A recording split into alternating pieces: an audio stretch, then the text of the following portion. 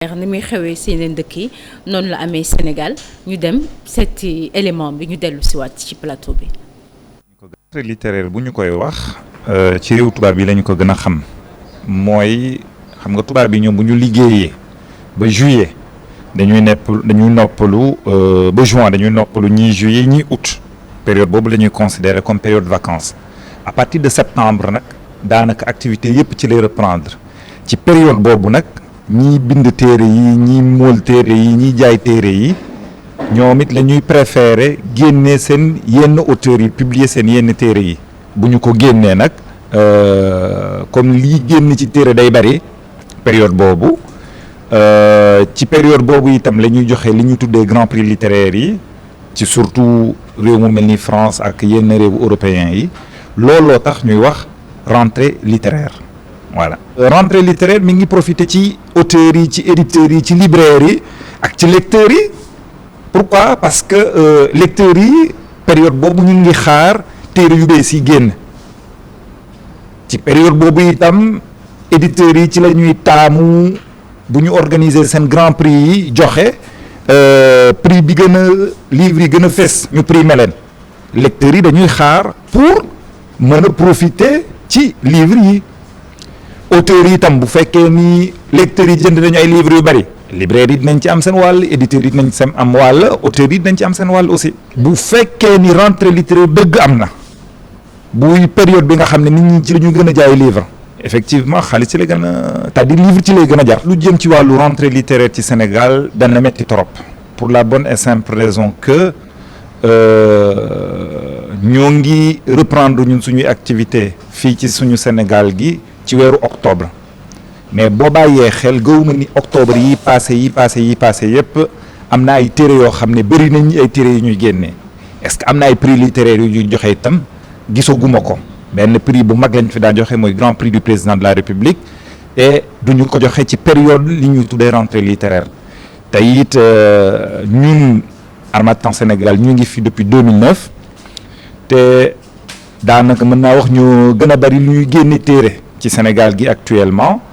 mais taamuwuñu ci ba ren jii nii day di génnee ay livres ci rentrée bi pourquoi parce que dañu jàpp ni que weer wu nekk ñun am na ay téere yu ñu war a mën a génnee waaye ren jii nag à partir de octobre 2016 bi ñun Harmattan Sénégal ñi ngi.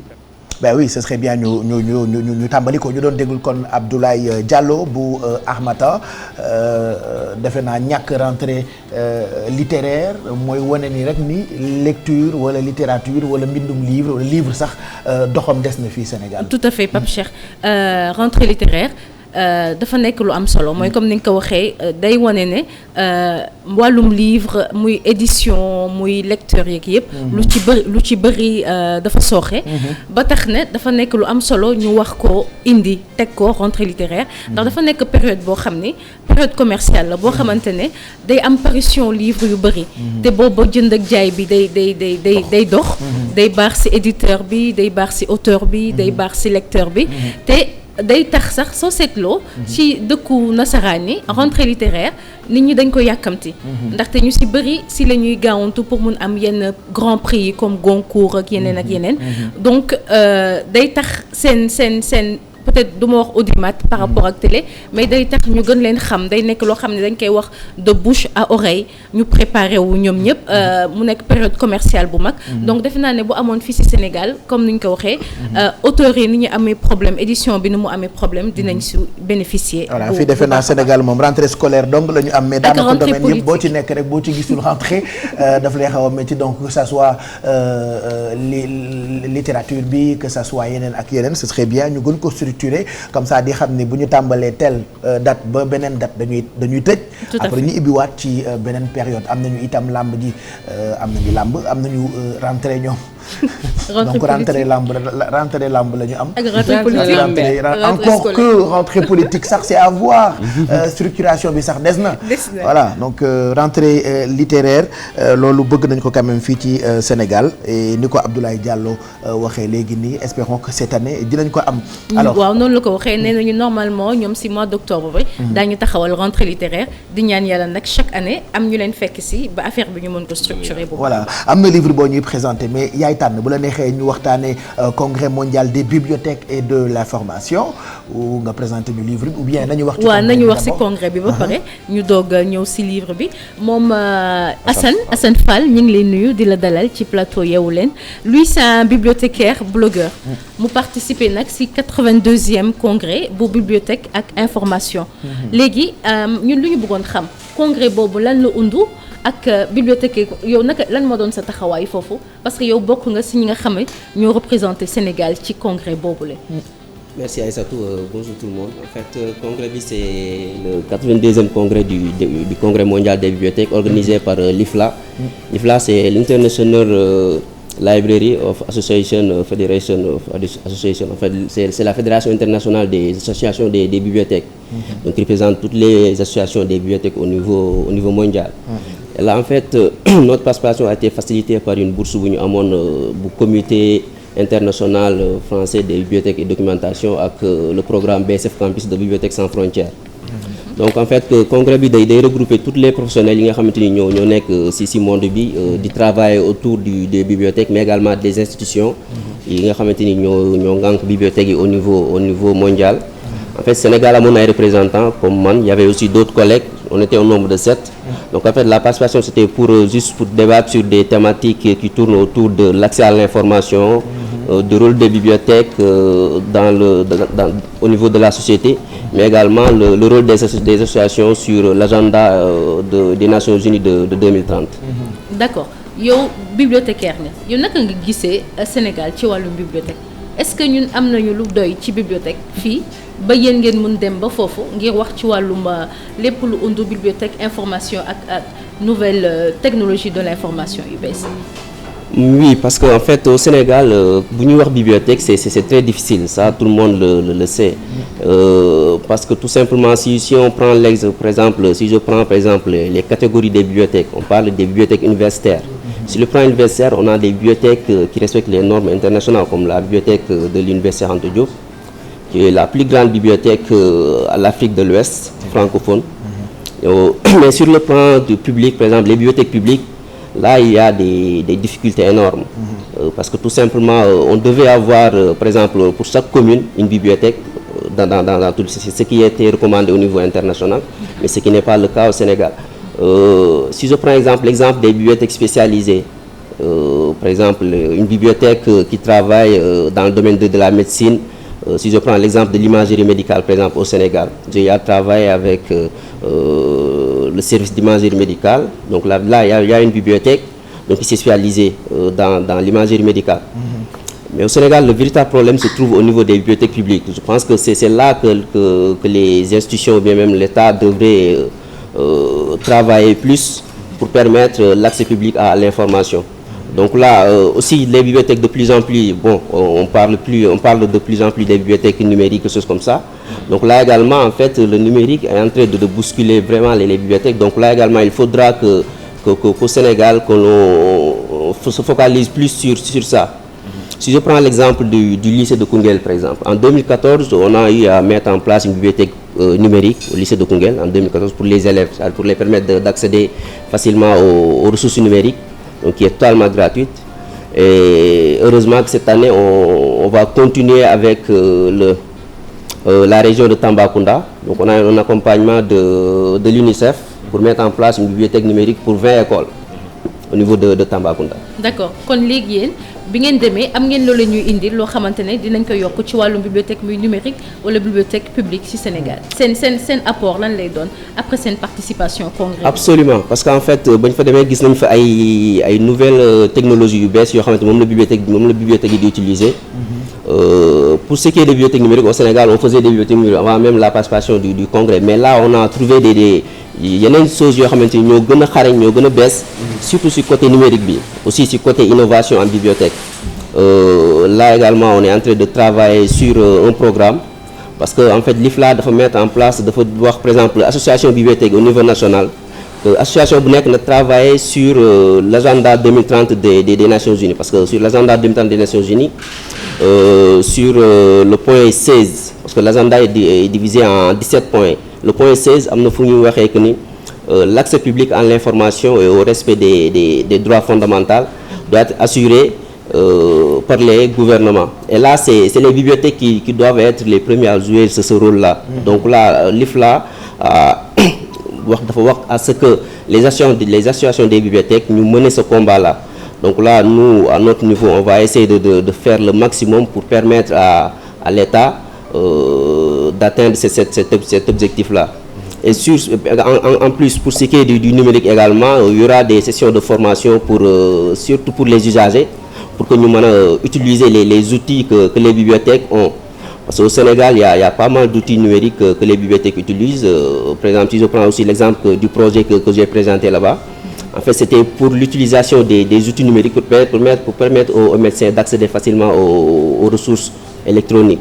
Par exemple, on a eu à développer un projet qui permet aujourd'hui aux médecins, par exemple, de gagner du temps, également de mieux s'organiser dans la recherche. Parce que la recherche, c'est pas quelque chose de mince. Il faudra maîtriser les moteurs de recherche, tout ça. Il y a des outils qu'il faudra maîtriser. Et nous, on a développé un projet qui va dans ce sens. D'accord. Voilà, man su ma li ma doon wax sànq yaa ngi doon wax lu am solo mooy surtout bibliothèque numérique ci côté région yi ay Koungheul wala yenn dëkk yi gën a sori Tamba Koungheul et cetera. Est-ce que projet boobu am nga ci taxaw am nga ci ñu leen di jàppale pour mu gën a law que ça soit mu nekk ay Ziguinchor parce que actuellement monde bi noonu lay doxee surtout ak TIC yi. mën a yokk xarale yu bees yi boole kook ak suñuy livres yi pour xale yi gën ci mën a am ci accès bi. Absolument, parce que le projet, on l'a commencé en 2014 et là, on n'avait pas l'accompagnement par exemple, de l'UNICEF. On avait juste l'accompagnement du lycée de Koungheul, les représentants qui sont là. Donc, on l'a fait avec les moyens du bord. Mais là, cette année, on a l'accompagnement de l'UNICEF qui a financé le projet entier en deux manières. Voilà. Donc là, avec l'UNICEF, on va essayer de voir après Tamba, dans quelle sera la région suivante pour continuer ce projet comme tu l'as dit. Je pense que aujourd'hui le numérique est au cœur dans tous les domaines. Donc pour cela il faudra qu'on continue ce projet avec les autres régions. Inch'Allah, on va aller dans ce sens. Voilà. Ouais. Oui. En fait, je pense que c'est bien de parler de numérique ak yëpp accès beeg yëpp pour ñu mën ko jot ndaw ñi bëgg lire rek yooyu mais defe naa ne li gën a important mooy bibliothèque publique yeeg si quartier yeeg yooyu defe naa ne xale yi bi ñu njëkkee jot si loolu defe naa doog a jot si numérique beeg yooyu ndaxte am na yeneen xarale yoo xamante ne moom lay laaj. Je pense que fi ngeen njëkk war a taxaw foofu la ba pare doog a dem à un niveau beaucoup supérieur. Absolument, parce qu'en fait le numérique du question en fait parce que d'habitude les gens pensent que le numérique il vient pour remplacer le livre papier alors que c'est faux. En fait le numérique dafa ñëw pour compléter le livre papier. Tout à fait, je sais. Donc pour cela comme tu l'as dit dañuy allier le livre papier ak le numérique mais aussi comme je l'ai dit tantôt je pense que les bibliothèques publiques foofu la état wala gën a accès si ay financement si ay programmes et tout ça parce que là je me dis que par exemple ça ne sert à rien de mettre en place par exemple parce que d'habitude par exemple les gens nous parlent de bibliothèque nationale mais moi je me dis que peut-être les bibliothèques nationales peuvent attendre parce qu'aujourd'hui bu ñu defaree benn bibliothèque nationale qu'on compare à une bibliothèque par exemple publique bu nekk par exemple Koungheul wala bu nekk Bayakh voilà quoi c'est bibliothèque publique boobu moom la ñuy gars yi moom la population bi gën a soxla qu'une bibliothèque nationale et paradoxalement bibliothèque nationale bi foofu dépense foofu lay ëppee que dans une bibliothèque numérique et là par exemple je vous donne l'exemple une bibliothèque nationale avec une bibliothèque nationale on peut construire par exemple plus de 100 bibliothèques publiques voilà donc là c'est carrément bénéficiaire voilà quoi. pour mu gën a law voilà ñu ngi lay jaajëfal bu baax Assane.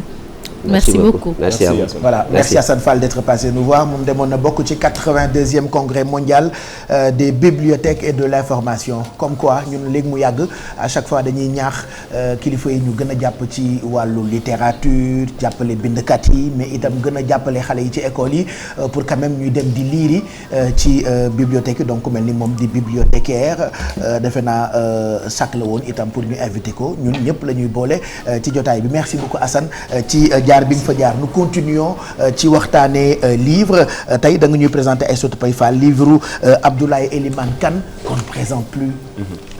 Voilà donc tey bii laa tànn. Penser l'humain la part africaine mu nekk ab réflexion philosophique bu professeur Abdoulaye Elimane Kane Penser l'humain. voilà bu professeur Abdoulaye Elimane Kane di def ci nit l'homme avec un grand H. mu nekk benn investigation philosophique boo xamante ne mi ngi koy def si lu mel ne mythe. si lu mel ne lu ñu am ñun si suñu ay yu nëbbu aada yu nëbbu lu profane lu sacré léegi dafa nekk benn réflexion boo xamante ne daf ko def si l'homme en général si taxawaayu nit mu gis ne c'est un trait commun que tous les hommes ont muy si monde bi yëpp ba nga xam ne il dit que sans l'homme il n'y a pas de signification du monde donc il pense que l'homme mooy taxawaayu nit ku ñuul tamit dafa am lu am solo si suñu fond wu pensée africaine xaw ma ndax ni ma ko waxee leer na oui ñu ngi essayer comprendre rek donc c'est très philosophique c'est des réflexions, d'accord. C'est des réflexions très philosophiques, voilà. Donc c'est penser l'humain, la part africaine de Abdoulaye Elimane Kane. De toute façon, si on comprend pas, obligé dem jëndi ko wala dem wuti ko, je pense que mu ngi ci librairie. L'Harmattan, voilà. Donc dem leen ngeen wuti ko. Si vous n'avez rien compris ci la Aïssatou Paye Fall jéem a résumé livre bi, ça vous permettra de mieux comprendre. Et oui, loolu mooy def charbu bi. Oui, mu wax comprendre leen jël leen taxi léegi dem Harmattan jëndi ko. Bu ngeen lire livre bi sax lire leen présentation bi ci ginnaaw résumé bi ça vous permettra de mieux comprendre en tout cas je pense que ni nga koy expliquer ça ne peut être qu'intéressant penser l'humain comme quoi doomu aadama dafa am solo.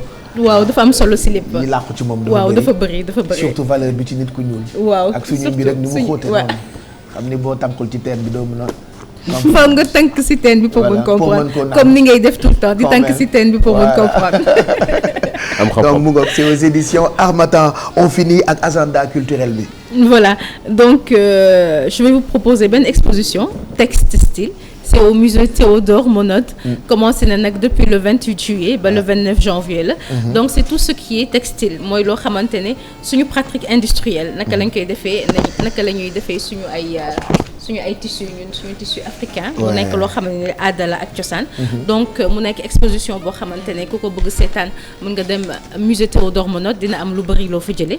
donc ce sera du 28 juillet jusqu'au 29 janvier. 2017 incha allah. Merci Aïssatou Paye Fall mu nekkoon Yeewu Culture mën ngeen amaat